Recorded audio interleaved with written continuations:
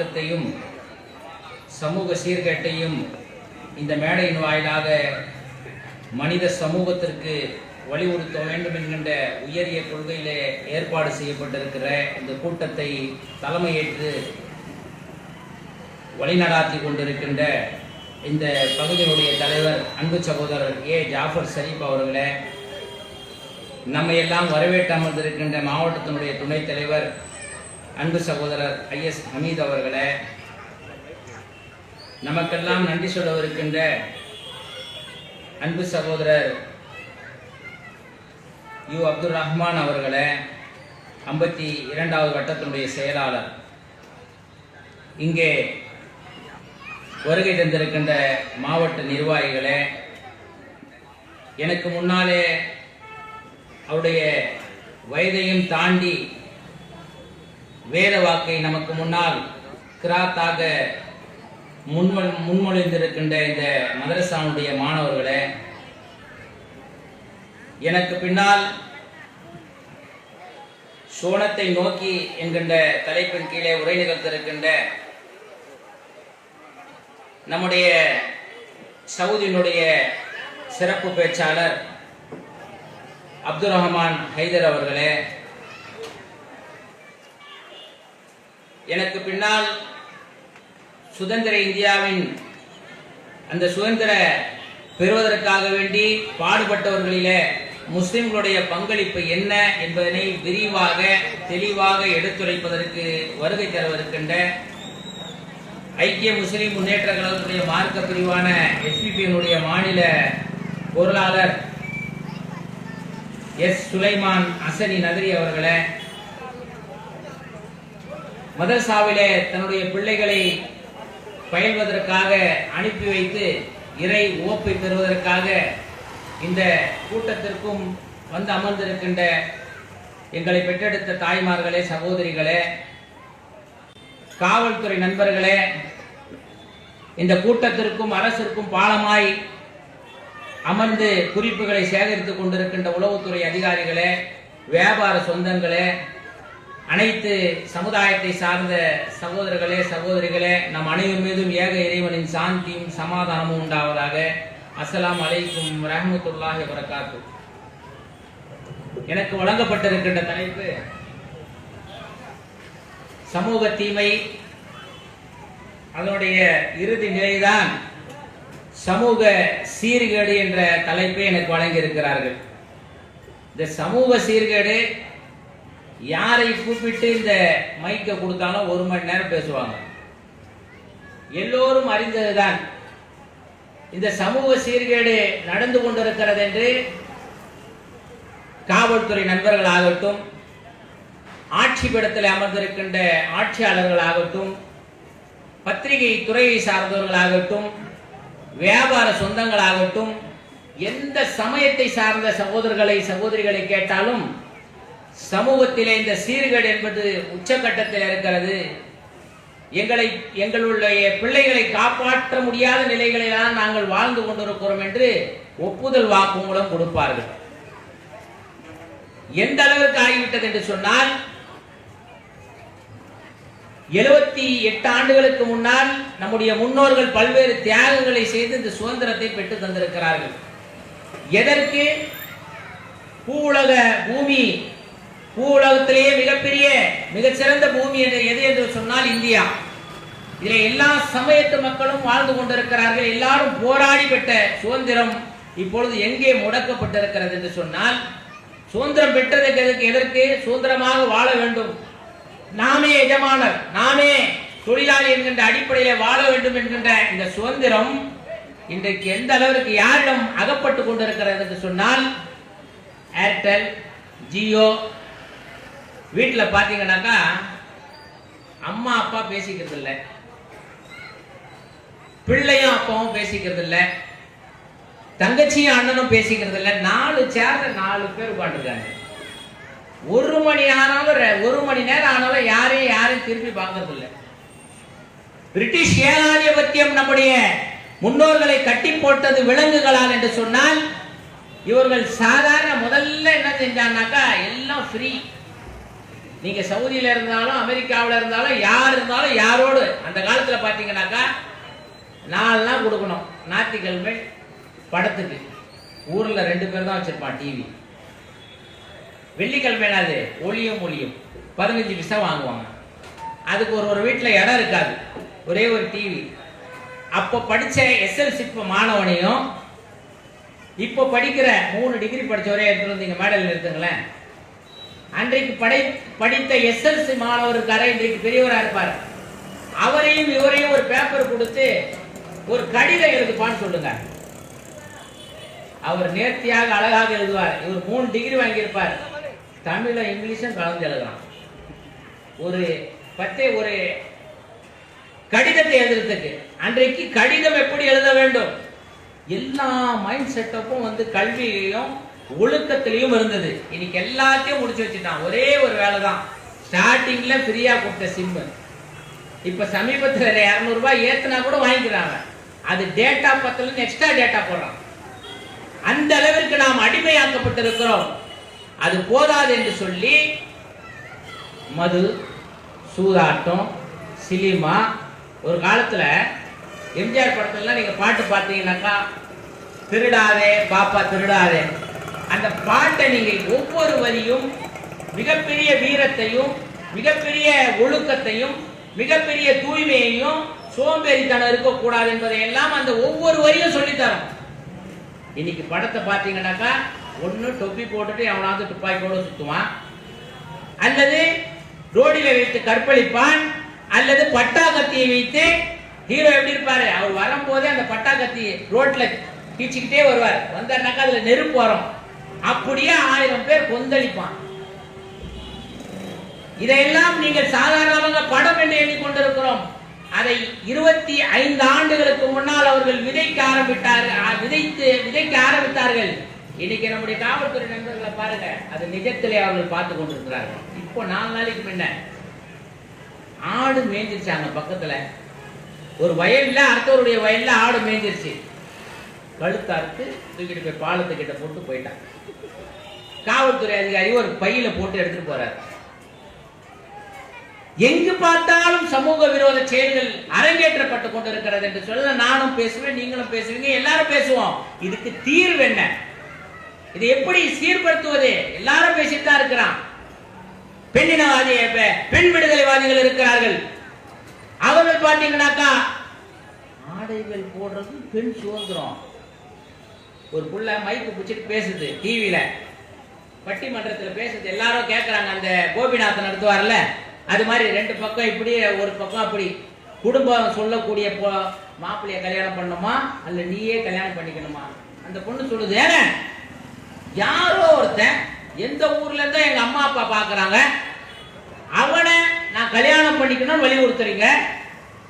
அதற்கு என் கூடவே சுத்துறான், அவனோடு நான் அந்தரங்க வாழ்க்கையிலே ஈடுபடுவதிலே என்ன தவறு இருக்கிறதுன்னு கேக்குது அந்த பிள்ளை.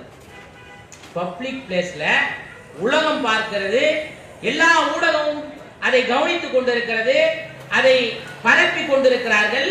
வெட்கம் இல்லாமல், மானம் இல்லாமல், ஒழுக்க நெறிமுறைகள் இல்லாமல் அந்த பொண்ணு சொல்லுகிறது, நான் அவனோடு உடல் ரீதியாக ஒன்றுபடுவதிலே என்ன தவறு இருக்கிறது? எங்க இருந்தோ கூட்டு வந்து எனக்கு கல்யாணம் பண்றீங்க, அதுக்கு நான் கூட இருக்கிறவனே ஜாலியா இருக்கிறதுல என்ன தவறு இருக்கிறது? இப்படி எல்லாம் நீங்க 25 வருஷத்துக்கு முன்னாடி, 30 வருஷத்துக்கு முன்னாடி ஒரு பொம்பளை புள்ள பேச முடியுமா? இதற்கெல்லாம் காரணம் என்ன? இஸ்லாம் தெளிவாக சொல்லுகிறது, நீங்கள் எந்த அளவுக்கு வரையறையை பெண்களுக்கு கொடுக்க வேண்டுமோ. நம்ம பெண்களை எல்லாம் பார்த்தாங்கன்னாக்கா கிண்டல் பண்ணுவாங்க, இவங்க புர்காவோடு தான் இருப்பாங்க.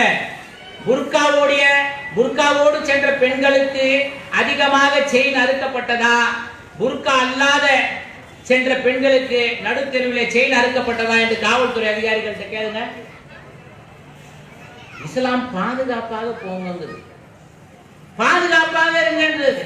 ஒரு வருங்காலத்திற்கு ஒரு மிகப்பெரிய கலாச்சார சீர்கேட்டத்தை உங்களுக்கு முன்னால் கொடுத்துறாதீங்கன்னு இஸ்லாம் சொல்லுகிறது. நீங்க என்ன பண்றீங்க? பெண் சுதந்திரம், பெண் சுதந்திரவாதிகள் வந்துருவாங்க. எப்படி ஒரு பெண்ணை நீங்க எப்படி ஆடை அணிய சொல்லலாம், எப்படி மேல மேல புர்கா போட சொல்லலாம் என்று சொல்லுகிறார்கள். எத்தனை பிள்ளைங்க கற்பழிக்கப்படுகிறது. அவங்க சொல்லுவாங்க, ஆடையின் மூலியமாக தான் ஆபாசம் பெருகிறது என்று சொன்னால் பெண்ணினவாதி டிவியில பேசுறாங்க. என்ன பேசுறாங்கன்னாக்கா, அப்போ எப்படி 6 வயசு பொண்ணெல்லாம் கற்பழிக்கிறான்? இவன் காம வெறியனாக இந்த ஆடை அணிந்தும் நிர்வாணமாக திரிவார்கள் என்று நபிகள் நாயகம் ஸல்லல்லாஹு அலைஹி வஸல்லம் அவர்கள் 1400 ஆண்டுகளுக்கு முன்னால சொல்லிட்டாங்க. ஒரு காலம் வரும், ஆடை அணிந்திருப்பார்கள், அவர்கள் நிர்வாணமாக இருப்பதை கொண்டுதான் இருப்பாங்க. அப்படி ஒரு காலம் வரும். அதை பார்க்கிறான். பார்த்து பார்த்து அவன் காம வெறியனாகி அவன் மிகப்பெரிய நோயாளியாகி மிகப்பெரிய 6 வயசு பிள்ளையா 60 வயசு கேள்வியா அவனுக்கு ஒண்ணுமே தெரியல. இதற்கு அடிப்படை காரணம் ஆடையிலே ஒழுக்க வேண்டும் என்று இஸ்லாம் சொல்லுகிறது. அன்பு சகோதரர்களே, 2012 ஒரு கேஸ் வருது உச்ச நீதிமன்றத்தில். அந்த கேஸுக்கு நீதிபதி சொல்றாரு பாருங்க அழகா, விபச்சாரத்தை உங்களால் தடுக்க முடியலன்னு சொன்னாக்கா மத்திய அரசுக்கு அவர் சொல்றார், விபச்சாரத்தை உங்களால் தடுக்க முடியவில்லை என்று சொன்னால் அதை நீங்க அப்படியே அங்கீகரிச்சிருங்களேன், லைசன்ஸ் கொடுத்துருங்களேன். உச்ச நீதிமன்றம் இந்த நாட்டில் யாருக்கெல்லாம் பொறுப்பு இருக்கிறது சொன்னால் உச்ச நீதிமன்றத்துக்கு பொறுப்பு இருக்கிறது. ஒரு மத்திய அரசு ஒரு விபச்சார கேஸ் வருகிறது, விபச்சாரத்தை நீங்கள் தடுக்க முடியவில்லை என்று சொன்னால் அதை அங்கீகரிச்சுட்டு போங்கதாங்கிறாங்க. நீதிபதி சொல்றாரு. அப்போ ஒருத்தன் கொலை செஞ்சுட்டே இருக்கிறான், போலீஸ் சொல்லுது தடுக்க முடியல, அப்போ கொலையை அங்கீகரிச்சிருவோமா? கொள்ளைகள் செய்து கொண்டிருக்கிறான், கற்பழித்துக் கொண்டிருக்கிறான், அப்ப எங்களால் தடுக்க முடியவில்லை என்று சொன்னால் அதை அங்கீகரிப்பதா?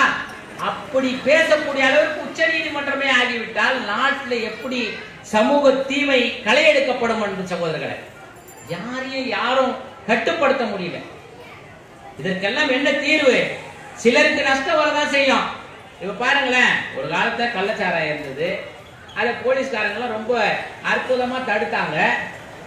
இப்போ நாங்க கவர்மெண்ட்டுக்கே நாங்க தான் சம்பளம் கொடுக்குறோம், பீரை எப்படி என்ன செய்யறான், குலுக்கி காட்டுறான்.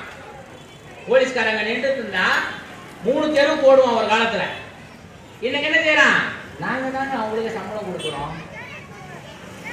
பெருமானார் ஸல்லல்லாஹு அலைஹி வஸல்லம் அவர்களும் குர்ஆனும் சொல்லுகிறது, உம்முல் ஃபராயிஸ், தீமைகளின் தாய் மது. எப்ப இந்த மதுவை நீங்கள் அவிழ்த்து விடுகின்றீர்களோ, அரசே முன்னின்று அதை செய்கிறதோ, எல்லா தீமைகளும் வரும். ஏன்னா தீமை செய்யக்கூடியவர்கள் அவர்கள் கற்றுக்கொள்ளவில்லை. பிறக்கும் போது குடிகாரர்களாகவும் கற்பழிப்பாளர்களாகவும் கொலைகாரர்களாகவும் கொள்ளைக்காரர்களாகவும் யாருமே பிறக்கல.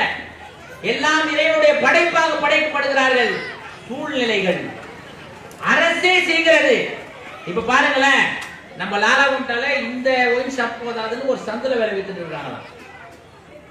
ஒரு சந்துல போலீஸ் இருக்குது, ஸ்டேஷன் இருக்குது, ஒரு சந்துல என்ன செய்யறாங்க, கள்ளச்சாராயம் போன்று வித்து கொண்டிருக்கிறார்கள். பார்த்த சாரதி 9வது ஸ்ட்ரீட். நீங்க அதை கட்டுப்படுத்தலைன்னா நாங்க போய் அங்க படுத்துருவோம். அடுத்தது அதுதான். எவ்வளவு தைரியம் இருக்கணும்? ஏன்? அரசு நடத்துகின்ற காரணத்தினால்தான் அப்படி செய்யலாம்.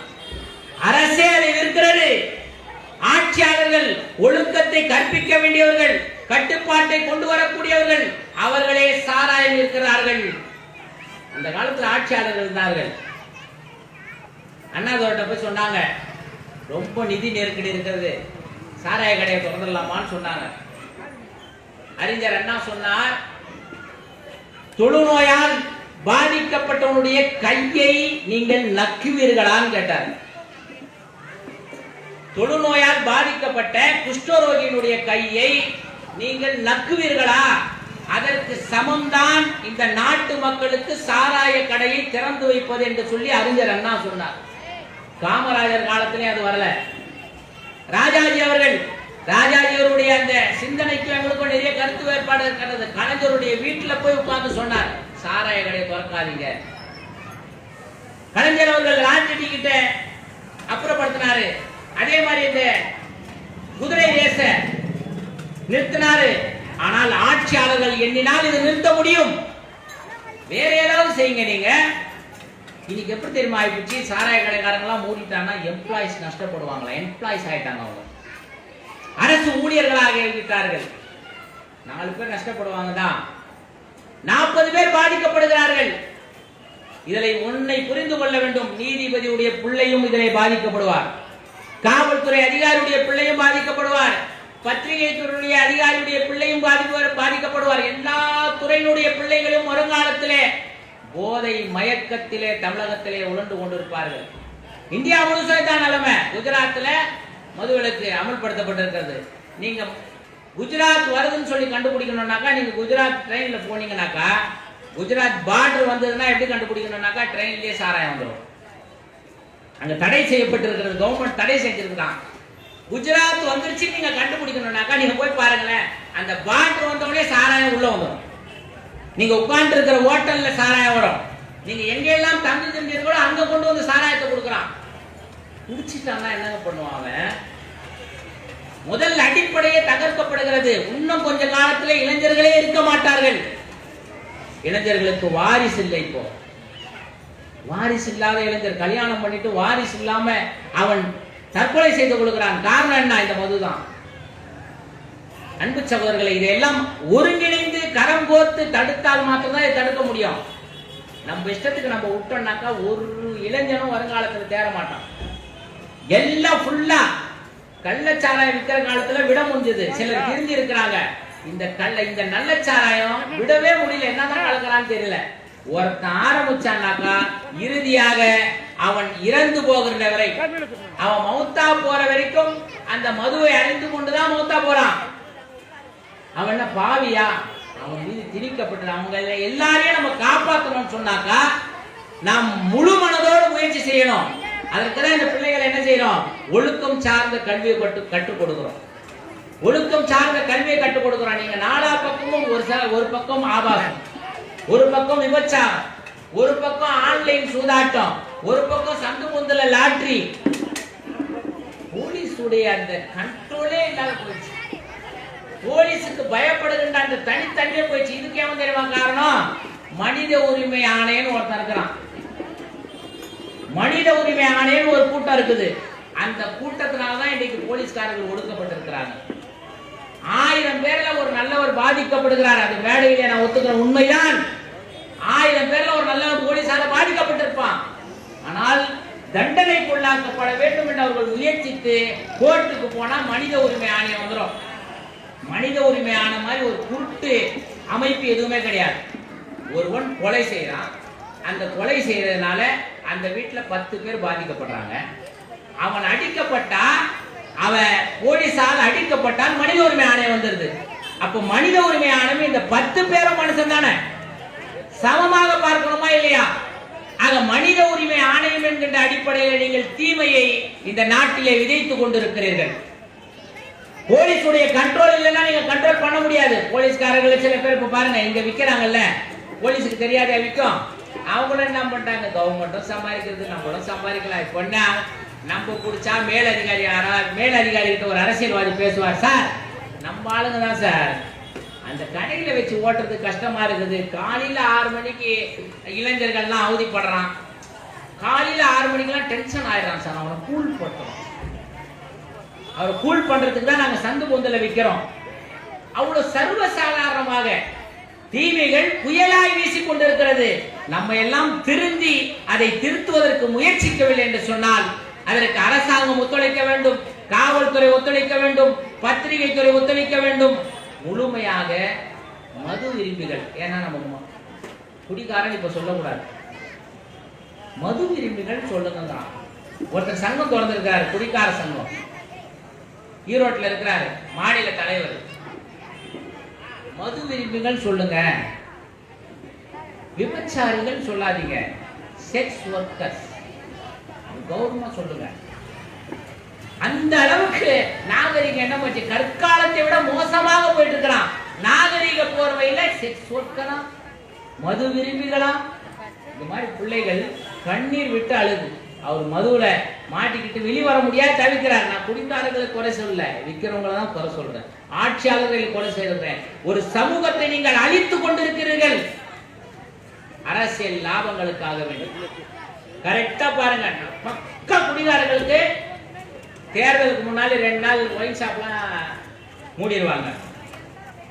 அந்த கடைசி 2 நாள் கழிச்சு யார் போட்டர் கொடுக்குறாங்களோ அவங்களுக்கு தான் ஓட்டு. ஒரே வார்த்தை தான் கேட்கறான், எத்தனையா நம்பர்ல அமுக்க, நீ கூட பாட்டில கொடுத்தனா அவன் எந்த கட்சி ஏது கட்சி அதெல்லாம் அவனுக்கு இல்லை. ஏனென்றால் அவன் ஒரு மனநோயாளியாக மாறிவிட்டான். நம்ம நோயை தான் வெறுக்கணும். ஒரு நல்ல டாக்டருக்கு அழகு என்னன்னு சொன்னால் அவர் நோயை வெறுப்பார், நோயாளியை வெறுக்க மாட்டார். ஆக நம்முடைய அமைப்பு நோயாளியை வெறுக்கவில்லை, நோயை வெறுக்கிறோம். இந்த தீமையை தடுக்க வேண்டும் என்று சொன்னால் ஒட்டுமொத்தமாக நாம் ஒருங்கிணைனோம். மது விரும்பிகளுக்கெல்லாம் நான் ஒன்று சொல்றேன், அன்பு சகோதரர்களே, உங்களால் விட முடியலன்னு சொன்னாக்கா ஒரு டிப்ஸ் கொடுக்குறேன் உங்களுக்கு.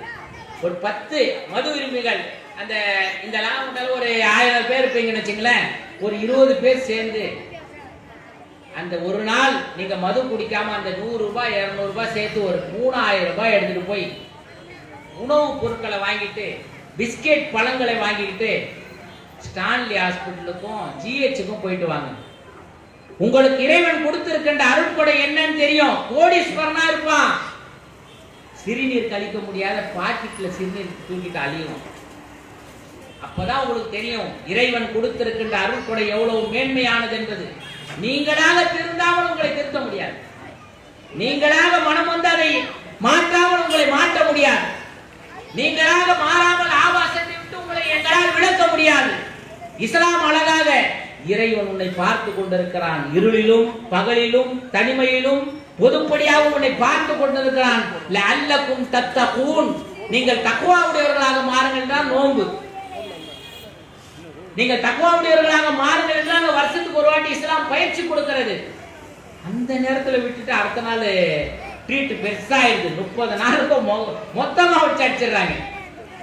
அப்ப அன்பு சகோதரர்களே, இந்த சின்ன சிறார்களை பாருங்க. உங்களுடைய பிள்ளைகள் இது மாதிரி வளரணுமா? நீங்க குடிச்சிட்டு இருந்தா யார் முதல்ல முன்மாதிரி? தந்தை தான் முன்மாதிரி பிள்ளைக்கு.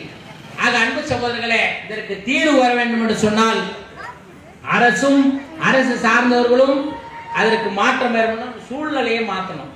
லாலா குண்டாலே எடுத்துக்கணும். இந்த சூழ்நிலையை யாரெல்லாம் மது குடிக்கிறாங்களோ, யாரெல்லாம் இளைஞர்கள் இருக்காங்களோ அவர்களை எல்லாம் பொதுப்பணியில கொண்டு வரதுக்கு தான் ஐக்கிய முஸ்லிம் முன்னேற்ற கழகம் பாடுபடுது. எங்களோட வாங்க, நாங்கள் ஹாஸ்பிட்டலுக்கு போறோம். அதே போன்று யாராவது மரணித்து விட்டால் அவருடைய வீட்டில் ஏதாவது இறுதி சடங்குக்கு காசு இல்லைன்னு சொன்னாக்கா 100 200 வசூல் பண்ணி அவங்களுக்கு கொடுக்குறோம். அவங்க எங்களோட கலந்து கொள்ளுங்க. சிறுக சிறுக நீங்கள் உங்களுடைய தீமையை விட்டுவிட்டு நன்மையை பக்கம் வருவீர்கள். குர்ஆன் உங்களை சொல்லுகிறது, கைர உம்மத் உஹ்ரஜத் லின்னாஸ் தஅமுருன மஅரூஃப் வ தன்ஹவுன அனில் முன்கர் வ துஅமினுன பில்லாஹ். உலகிலேயே நீங்கள் தான் மிக சிறந்த சமுதாயம். ஏனெனில் நீங்கள் நன்மையை ஏவுகின்றீர்கள், தீமையை விளக்குகின்றீர்கள். துஅமினுன பில்லாஹ், நீங்கள் அல்லாஹ்வின் மீது நம்பிக்கை கொண்டவர்களாக இருக்கிறீர்கள். அன்பு சகோதரர்களே, ஆகவே மிக மோசமான காலகட்டத்திலே கத்தியின் மீது நாம் நடந்து கொண்டிருக்கிறோம். மனைவிமார்கள் கதறுகிறார்கள், பிள்ளைகள் கதறுகிறார்கள். இவருக்கு ஒண்ணுமே தெரியல. காலையில ஒரே ஒரு டைலாக் தான் வருவாரு, நைட்டு நான் டைட் ஆயிட்டேன். போலீஸ்கார் கூப்பிட்டு ஏண்டா அப்படி செஞ்ச? சார் போதையில செஞ்சேன் சார். ஷார்ட்டா முடிச்சுட்டு போயிடான், ஒரே பையன் தான் அவங்ககிட்ட. அப்ப இவர்களை நேர்வழிப்படுத்த வேண்டும் என்று சொன்னால் குடியை விடு, அவரிடம் சண்டை போட்டு பிரயோஜனம் அல்ல. அவருடைய திசையை, அவருடைய சூழ்நிலையை, அவருடைய நண்பருடைய வர்க்கத்தை 10 மது உரிமைகளை ஒன்று சேர்த்து ஜிஹெச்சுக்கு அனுப்பணும். போ முதியோர் இல்லத்துக்கு போய் அங்கே முதியோர்கள் இருக்கிறார்கள், அவர்களுக்கு உணவு அளிங்க, பிஸ்கெட் கொடுங்க. காரணம் என்னன்னு சொன்னால் நீ குடித்து குடித்து மரணித்த பிறகு உன்னுடைய தாய் தந்தையும் இந்த முதியோர் இல்லத்துக்கு தான் வருவார்கள். நீ போயிட்டா என்ன வீடு, உன்னுடைய தாய் தந்தையும் முதியோர் இல்லத்துக்கு வருவார்கள். ஆக ஒரு படிப்படியாக மக்களை திருத்துகின்ற பொறுப்பு எங்களுக்கு இருக்கிறது, நம் அனைவருக்கும் இருக்கிறது. காவல்துறை அன்பர்கள், நீங்க எல்லாம் உங்களுடைய அந்த அதாவது உங்களுடைய ஸ்டேஜே வேற சார். ஆனா பாருங்க, அந்த காலத்துல எம்ஜிஆர் படத்தை பார்த்து போலீஸ் ஆயிடுவாங்க. ரகசிய போலீஸ் 145 இது மாதிரி நான் வாங்க சொல்றேன்.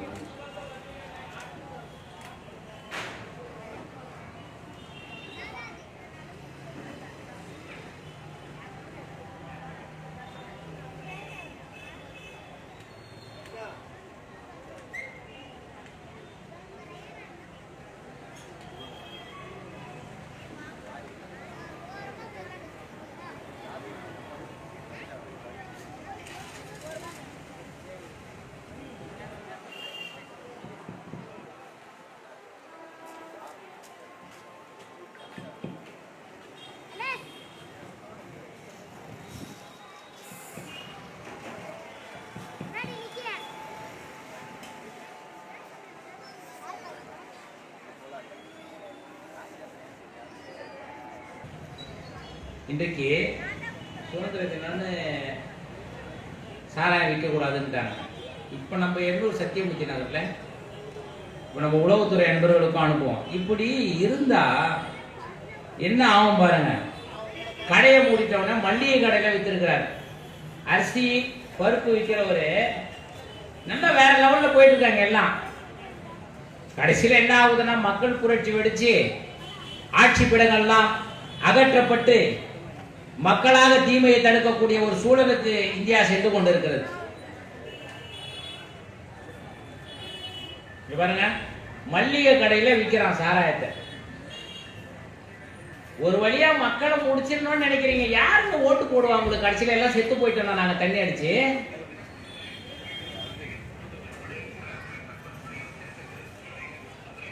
எர்ணாவூர்ல பாருங்க எவ்வளவு அழகா விற்கிறார் பாருங்க, எவ்வளவு அழகா விற்கிறார் பாருங்க. அரிசி கூட இவ்வளவு அழகா விற்க மாட்டார் அவர். அப்ப அன்பு சகோதரர்களே, ஒரு வழியா இவங்க ஒரு வழியா முடிச்சு வைக்கிறதுக்கு வந்துட்டாங்க. அதுக்கடுத்து இப்ப புளியாந்தோப்புல 3 நாளைக்கு முன்ன மேடையில சொல்ல முடியாது மது அருந்து விட்டு ஒருவருடைய பிறப்புறப்பு உறுப்பை அறுத்துட்டான். மது அந்த அளவுக்கு அவனை பைத்தியக்காரனாக மாற்றி இருக்கிறது. அவன் தெரிஞ்சு செய்யல. போக போக ஆரம்பத்துல கட்டிங்க, கடைசியில பெருமையா பேசுறத अब पूरा ये फुल रहे आगे ऊंच खड़ेगा मैं तो ऊंच खड़ेगा रोड में दूसरा कहाँ जाएगा तू तू खड़ता से तो तेरी जोरू भांग अम्मा लबो दिबो बोल के एक बार रोड में भाग कहाँ गए क्या कहते हो कांदे पड़ लो रहा मैयत हो வேற ஒண்ணும் நடக்க போறது இல்லை. இதான் நடக்க போகுது. என்ன சாதிக்க போறீங்க நீங்க? உங்களுடைய தாய், உங்களுடைய தந்தை, உங்களுடைய மனைவி, உங்களுடைய பிள்ளை, உங்களுடைய சகோதரி. ஒரு கட்டத்துல இதே மேடையில நான் பேசியிருக்கிறேன். சில வருஷத்துக்கு முன்னாடி என்ன பண்ணிட்டாங்கன்னா, நம்ம காவல்துறை அதிகாரிக, அதாவது வால்டாய்ஸ் ரோடு எம்ஏ ஜேக்கப், அது பக்கத்துல 2, அங்க ஒரு மதுக்கடை, இங்க ஒரு மதுக்கடை. காவல்துறை அதிகாரிகளை தண்ணி கொலா தண்ணிக்குனாக்கா சண்டை போட்டா அங்க லைன் விடுவாங்க. 2 காவல்துறை அதிகாரி நிற்கிறாங்க. எதுக்கு இவங்க சாராய கடையை நிற்கிறாங்கனாக்கா லைன் விடுறாங்க. அப்புறம் 4 மேடையில பேசுறேன். அவங்களும் மனுஷன் தான். ஒரு காவல்துறை அதிகாரி இருக்கிறாரு, எங்க வீட்டுக்காரர் எஸ்ஐயா இருக்கிறாரு, நல்ல ஆனஸ்டா இருக்காரு. அவங்க வீட்டுக்காரமா சொல்லிட்டு வராங்க. இவர் மது கடையாண்ட லைன் விட்டா அவங்கள காட்ட முடியுமா? அவரை காட்ட முடியுமா? இவரு தான் எங்க வீட்டுக்காரன்னு சொல்ல முடியுமா? தெருவில் குடிநீர்ல லைன் விட்டு லைனை சரி பண்ணிட்டு இருந்தா சொல்லுவாங்க, இந்த பாரு பிரச்சனை இல்லாம எங்க வீட்டுக்காரர் பாத்துக்கிறாரு. அப்புறம் அது சொன்ன பிறகு அந்த 2 கடையில இருந்தும் காவல்துறை அதிகாரிகளை அகற்றினார்கள். ஆக எல்லாருக்கும் மானம் இருக்கிறது. காவல்துறை அதிகாரிகள் எப்படி இருந்தாங்கன்னாக்கா இன்னைக்கு காலி பண்ணிட்டாங்க அவங்கள. சார் சார் போட்டிக்கிறேன் சார். நம்மளுக்கு தெரிஞ்ச நண்பர் சிதம்பரம் முருகேசன் ஒருத்தர் இருந்தார். அவர் கூப்பிட்டு சொன்னார், பாய் மாசத்துக்கு இந்தியாவுக்கும் சரக்கு ஓட்டுறதுக்கும் 6 லட்சம் ரூபாய் கொடுக்குறாங்க பையனுக்கு. அந்த காசை வாங்கி என்னுடைய பிள்ளை படிக்க வேண்டாம் என்று நான் கருதுகிறேன். நான் யோக்கியனும் இல்லை பாய், அயோக்கியனும் இல்லை. குறைஞ்சபட்சம் இந்த நிலைக்காவது நீங்க வாங்க, நடுநிலையா வாங்க. ஒரு ஊர்ல சாராயம் விற்கிறாங்கனாக்கா அது உங்களுடைய ஆற்றலை கொண்டு தடுங்க சார். தடுக்கலைனாக்கா ஒரு சந்ததியை நீங்க சீரழிக்கக்கூடிய பொறுப்புதாரியாக நீங்க மாறிடுவீங்க. ஒரு கட்டம் வரும், நீங்க ரிட்டையர் ஆகி சிந்திப்பீங்க, இதெல்லாம் செஞ்சிருந்தா அந்த காலத்திலேயே. உங்களுக்கும் பிரச்சனை இருக்குது. மேலதிகாரி கிட்ட வரும் போனு, அதுக்கு மேல வரும், அதுக்கு மேல வரும். அவன் வேற லெவல்ல இருக்கிறான். எல்லாம் தீமை செய்யக்கூடியவன் கமிஷனர் லெவல்ல லிங்க்ல இருக்கிறான்.